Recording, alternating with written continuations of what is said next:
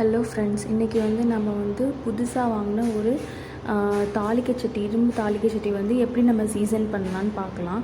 So first என்ன பண்ணுறேன்னா, ஒரு பெரிய பவுலில் வந்து அரிசி கழுவின தண்ணி எடுத்துட்டு அதில் வந்து இந்த இரும்பு தாளிக்கை சட்டியை வந்து அதுக்குள்ளே வச்சுட்டு அது ஃபுல்லாக வந்து நான் என்ன பண்ணுறேன் அப்படின்னா, வடி தண்ணி இருக்கும்ல, நம்ம சாதம் வடித்த தண்ணி இருக்கும்ல, சாதம் வடித்த கஞ்சின்னு சொல்லுவோம்ல, அதை வந்து ஃபுல்லாக நல்லா வந்து அது ஃபுல்லாக ஊற்றி அதுக்குள்ளே டிப் பண்ணி 1 டே ஃபுல்லாக வந்து அதை அப்படியே வந்து வச்சிடணும்.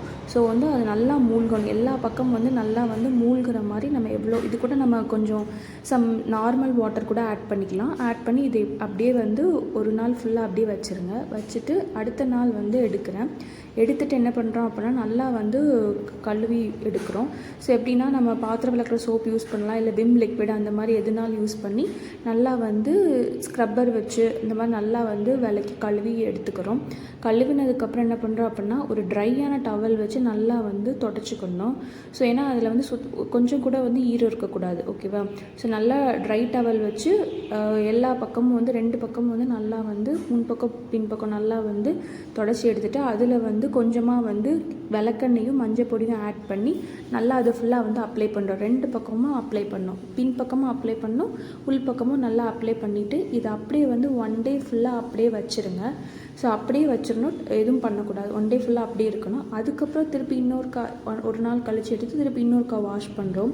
ஸோ அதே மாதிரி பாத்திரம் வைக்கிற சோப்போ இல்லை விம் லிக்விடோ விம் ஜெல் எதுனாலும் யூஸ் பண்ணி நல்லா கழுவி தொடச்சி எடுத்துட்டு அப்புறம் அடுப்பில் வச்சு ஒரு ஸ்பூன் எண்ணெய் ஆட் பண்ணி கொஞ்சம் வெங்காயம் போட்டு நல்லா வதக்குறேன்.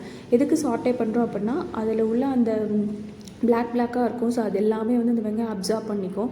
ஸோ அந்த வெங்காயம் நல்லா ப்ரௌன் கலரில் ஆகிற வரைக்கும் நல்லா வந்து இது பண்ணிவிட்டு அதை டஸ்ட்பினில் வந்து போட்டுருங்க. அந்த வெங்காயம் வந்து நம்ம வந்து யூஸ் பண்ணக்கூடாது. ஸோ அதுக்கப்புறம் திருப்பி இன்னொருக்கா நல்லா வாஷ் பண்ணி சோப்பு இது மாதிரி நல்லா வாஷ் பண்ணி எடுத்துகிட்டு என்ன பண்ணுறோம், நல்லா கழுவிட்டு ஒரு துணியை வச்சு நல்லா தொடச்சிட்டு நல்லா ஆயில் அப்ளை பண்ணி வச்சிட்டிங்க அப்படின்னா குக் பண்ண யூஸ் பண்ணிக்கலாம். தேங்க்ஸ் ஃபார் வாட்சிங் ஃப்ரெண்ட்ஸ்.